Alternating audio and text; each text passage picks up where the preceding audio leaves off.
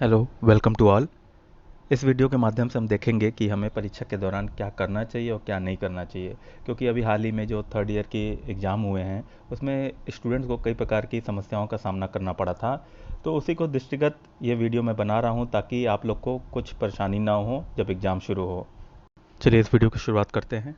तो सबसे पहली बात जो होती है, बेसिक बात जो होती है ब्राउज़र की। तो आप सभी को मालूम होगा, जैसे निर्देश में दिया है कि आप जो ब्राउज़र यूज़ करेंगे गूगल गूगल क्रोम यूज़ करेंगे, जो कि वर्जन 75 से ऊपर होना चाहिए, या मोजिला फायरफॉक्स जो वर्जन 70 से ऊपर होना चाहिए। ठीक है, इसके लिए आप सफारी ब्राउज़र या कई फ़ोन के खुद के ब्राउज़र होते हैं, जैसे वीवो ब्राउज़र होता है। ठीक है, ये सब ब्राउज़र आप कदापि यूज ना करें, नहीं तो एग्ज़ाम में आपको समस्याओं का सामना करना पड़ेगा। तो जब आप अपना कंप्यूटर स्टार्ट करेंगे एग्ज़ाम देने के लिए, तो जो आपका लिंक है यूपीबीटी एग्ज़ाम वाला, वो क्या करिएगा, आप कहीं भी नोटपैड पे उसको कॉपी कर लीजिएगा। अपना यूज़र नेम और पासवर्ड भी कॉपी कर लीजिएगा। ठीक है, नोटपैड पे या उसको एक पन्ने पे यूज़र नेम पासवर्ड लिख लीजिएगा। स्टूडेंट क्या करते हैं, पहले सबसे पहले अपना यूज़र नेम पासवर्ड देखने के लिए यूराइज का क्या नाम है, वेबसाइट खोलते हैं। ठीक है, तो इससे काफ़ी टाइम उनका किल हो जाता है और स्टूडेंट बार बार लिंक ढूंढते हैं। तो लिंक को आप क्या करिए, नोटपैड पे अपना कॉपी कर लीजिए, उसको कॉपी करके पेस्ट कर लीजिए। जब एक्चुअल एग्ज़ाम होगा तो उसको वही कॉपी करिए और डायरेक्ट गूगल क्रोम खोलिए, उसमें पेस्ट करिए। ठीक है, और यूज़र आईडी पासवर्ड आप कहीं डायरी पे नोट कर लीजिए। ठीक है, जिससे आपको आसानी हो। अब जैसे ही आप यूज़र आईडी पासवर्ड डाल के अपना ओपन करेंगे तो ये विंडो आपको शो होगी, इस फिगर के माध्यम से दिख रहा है।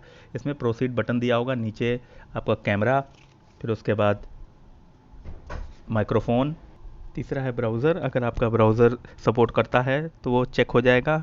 उसके बाद है इंटरनेट स्पीड। अगर आपका 512 के बी पी एस है, इस पर 1 Mbps लिखा है, लेकिन तब भी 512 भी है तब भी वो चल जाएगा। अगर सारे सही होते हैं, चेक होते हैं, तो उसके बाद प्रोसीड नाउ बटन आप दबा दबा दीजिए, वो आगे प्रोसीड हो जाएगा। लेकिन अगर इसमें से कोई भी प्रॉब्लम हुई तो अब प्रोसीड नहीं होगा। ठीक है, इसके बाद आप ज्यों ही प्रोसीड बटन दबाएंगे, आगे नेक्स्ट विंडो खुलेगी। नेक्स्ट विंडो आप देख सकते हैं, यहाँ पे ये शो हो रही है। इस पे देखिए, आप यहाँ पे चेक बॉक्स का बटन दिया हुआ है ऊपर, उस पर आप जो टिक करेंगे उसके बाद ये टाइमर चलता रहता है। उस पर लिखा होता है wait time will be over in something, minute में, एक या मिनट में या इवन सेकंड में होता है। ठीक है, जो ओवर होगा, जो आपका टाइम का आपका एग्ज़ाम टाइम स्टार्ट होगा, ये प्रोसीड बटन बटन आपका ग्रीन हो जाएगा। जो ग्रीन होगा तो समझिए आपका टेस्ट रेडी हो चुका। आप इस पे बटन पे दबाइए, प्रोसीड नाउ पे, और आपका टेस्ट स्टार्ट हो जाएगा। प्रोसीड बटन दबाने के बाद ये आपका टेस्ट विंडो खुल जाती है। यहाँ पे आपको सारे क्वेश्चन बाइलिंगुअल में दिखेंगे, यानी कि हिंदी और इंग्लिश में। और बाएं साइड आपको क्वेश्चन का नंबर आपको दिखेगा, कितने टोटल क्वेश्चन होंगे, वहाँ पे नंबर शो करेगा। और ये मैं एक बात बताना चाहूँगा, ये टोटल परीक्षा जो है चलेगी वो एआई प्रॉक्टर, मतलब एआई तरीके से मॉनिटर भी होगा और एक प्रॉक्टर भी बैठा होगा जो आपको देख रहा होगा।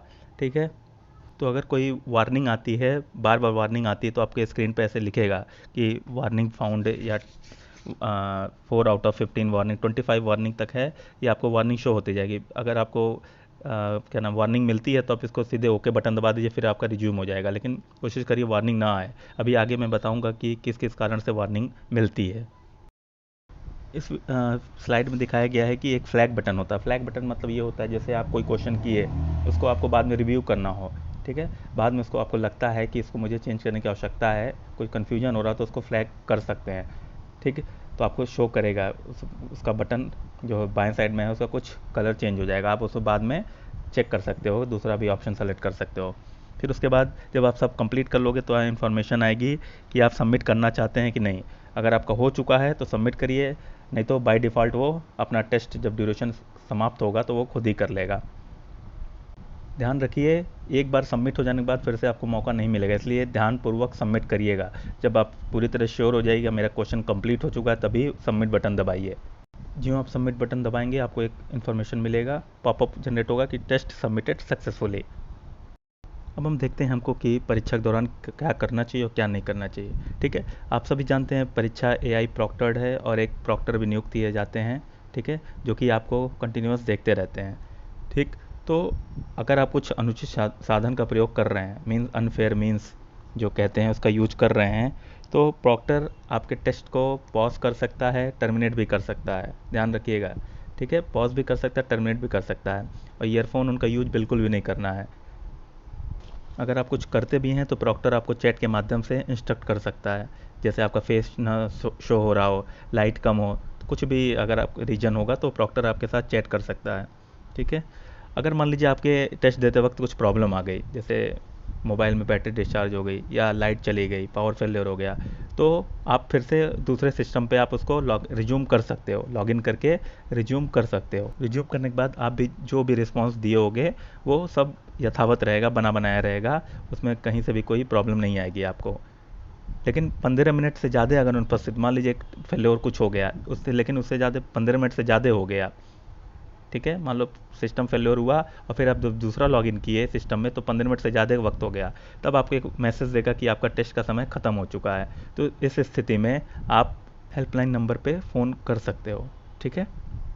और जो आप रजिस्ट्रेशन के टाइम पे फ़ोटो खींचे थे और अब आप जब एक्चुअली में एग्ज़ाम दोगे तो वो मैच होता है। अगर कोई और व्यक्ति पाया जाता है तो सीधे उसका टेस्ट टर्मिनेट हो जाएगा। एग्ज़ाम ऑब्जेक्टिव चॉइस है, ठीक है, इसलिए बहुविकल्पी प्रश्न है, इसमें कोई भी नेगेटिव मार्किंग नहीं है, आपको सारे क्वेश्चन अटेम्प्ट करने होंगे। एक बात का ध्यान रखिएगा, जब भी आप अपना ब्राउज़र में टेस्ट देंगे तो एक तो जब आप टेस्ट दे रहे होंगे वही एक टैब खुला रहेगा, उसके अलावा कोई भी टैब ओपन नहीं होगा। अगर ओपन रह गया तो बार बार आपको नेविगेशन की वार्निंग मिलेगी, इसलिए सारे टैब को आप बंद कर देंगे, केवल टेस्ट वाला टैब छोड़ के। एक बात यहाँ पे ध्यान रखना है कि आपका मोबाइल फुल चार्ज होना चाहिए और लैपटॉप भी फुल चार्ज है। लैपटॉप को आप हमेशा चार्जर लगा के कनेक्ट रखोगे पावर से, ठीक है। और मोबाइल कोशिश करिएगा मोबाइल में इस दौरान कोई कॉल ना आए, अगर कॉल आ गया तो आपका इंटरनेट डिस्कनेक्ट हो जाएगा और आप टेस्ट से भी बाहर आ जाओगे। इस स्लाइड में कुछ कॉमन इंस्ट्रक्शन हैं जो कि आप स्टूडेंट्स को फॉलो करने होंगे, जैसे कि आप उचित ड्रेस में हों, ठीक है, ड्रेस कोड प्रॉपर होना चाहिए।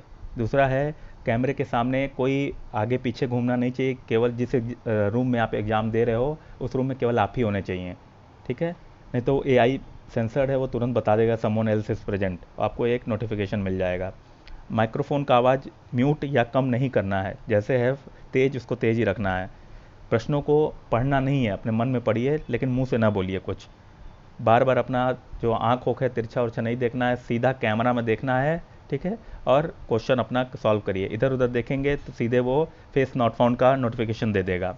केवल सीधा कैमरा, मोबाइल अगर होल्डर है आपके पास तो मोबाइल को मोबाइल होल्डर में लगा दीजिए, नहीं तो एक जगह कैमरा जो आपका मोबाइल है या लैपटॉप है, लैपटॉप तो फिक्स ही होता है, मोबाइल को फिक्स कर दीजिए एक जगह, नहीं तो बार बार वो फेस नॉट फाउंड का एरर बताएगा। और छात्र कोई भी ईयरफोन का उपयोग नहीं करेगा, ना ही मोबाइल फ़ोन का उपयोग करेगा, और कोई भी व्यक्ति उसके पास रह के उसका मदद नहीं करनी चाहिए, नहीं तो सीधे प्रॉक्टर आपका टेस्ट पॉज करेगा या तो ज़्यादा करोगे तो टर्मिनेट भी कर देगा। जब भी प्रॉक्टर आपको चैट बॉक्स के माध्यम से कोई चेतावनी दे तो आपको उसके उत्तर में कुछ आपत्तिजनक या कुछ अवांछित लिखना नहीं है, ठीक है। प्रॉक्टर आपको रूम को स्कैन करने को कह सकता है, वीडियो स्कैन का ऑप्शन होता है, ठीक है, तो आपको इसको स्कैन करके दिखाना होगा। एक सबसे इम्पॉर्टेंट बात है, जो आपका ब्राउज़र होता है उसमें आप क्या करिएगा, उस पॉपअप एक सेटिंग में जाइएगा, उसमें पॉपअप का ऑप्शन होता है, उसको क्लोज़ कर दीजिएगा कि बार बार वो पॉपअप आपका अपीयर ना हो, क्योंकि एग्ज़ाम टाइम में अगर पॉपअप अपीयर हो जाता है तो नेविगेशन में चला जाएगा, आपको एक यूएफएम का आरोप भी सिद्ध किया सकता है आपके ऊपर। तो पॉपअप क्या करिएगा, उसको डिसेबल कर दीजिएगा, ठीक है। जितने भी आपको रफ पेपर पेन चाहिए वो अपने पास ही रखिए, ठीक है, बार बार उठ के जाना होना नहीं है ड्यूरेशन है आपका एग्ज़ाम का उस दौरान। और कमरे की लाइट प्रॉपर होनी चाहिए, आपका चेहरा क्लियरली विजिबल होना चाहिए प्रॉक्टर को। एक और प्रॉब्लम आती है स्टूडेंट्स को कि मान लीजिए एक दिन तो एग्ज़ाम दे लिया, लेकिन दूसरे या तीसरे दिन एग्ज़ाम देने जाता है तो उसका लॉगिन नहीं होता। अगर ऐसा किसी के साथ होता है तो वो अपना कुकीज़ और हिस्ट्री क्लियर कर देगा, तब आपका वो रन करने लगेगा। परीक्षा आप अच्छे से करिए, ठीक है, क्वेश्चन अच्छे से देख के उसको सॉल्व करिएगा, और ऑल द बेस्ट आप सभी को। Thank you.